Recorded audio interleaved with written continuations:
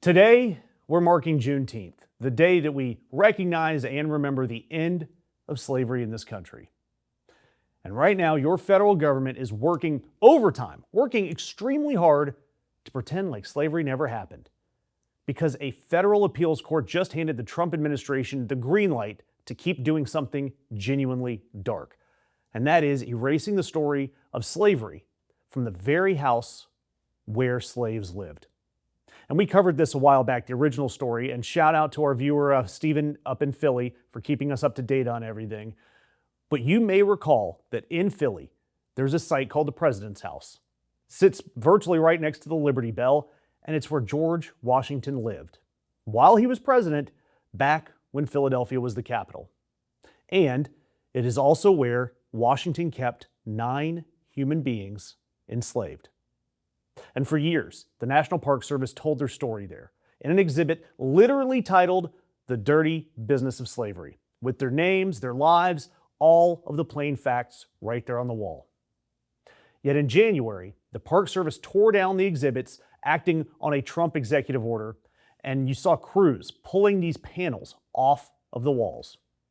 The only thing left now are empty bolt holes and shadows on the brick where the words used to be. And when it happened, people came to the site. One woman was standing there crying.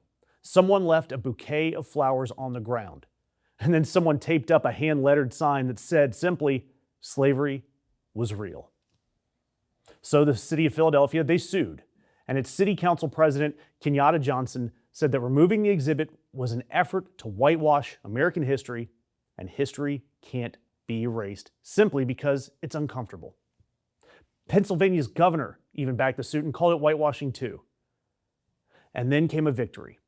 A federal judge, a Republican judge, ordered the exhibit to be restored, comparing what the administration was doing to the Ministry of Truth in Orwell's 1984. You know, that government office whose whole job was deleting inconvenient facts and history, just like the Trump administration's doing right now. And this week, we got bad news. The appeals court reversed that judge and sided with the administration. Now, look, the ruling was based on a technicality that Philadelphia can't control property that the federal government owns. I get it. But regardless of the technicality, the result's the same. The slavery exhibit is gone.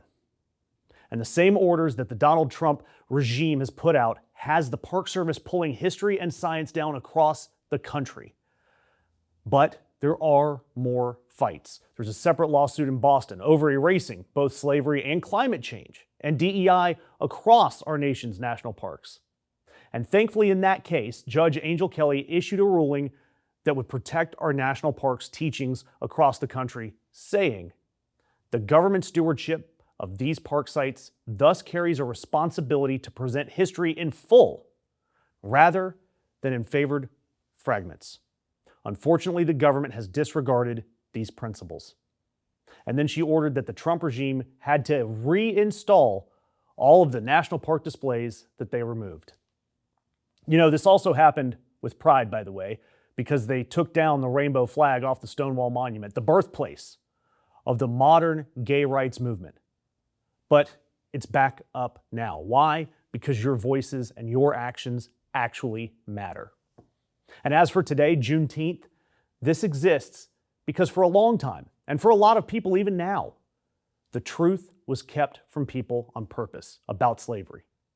Slavery is a stain on this nation that is, yes, an inconvenient truth, especially for those that were born into privilege. And the whole point of celebrating today is that the truth gets out eventually, and that you can't keep the truth buried forever. So the answer to all of this, the answer to our government taking the names off of walls, it's simple. We keep their stories alive. We keep telling the truth. So sure, in Philly, those signs are gone. But it's up to us and people like our viewer Stephen up in Philly to make sure that people remember exactly what was written on those signs. And sometimes we speak so loudly that the truth does get restored. And that's why I'm asking you to subscribe, because we are going to keep telling the parts of the story that they would rather you forget.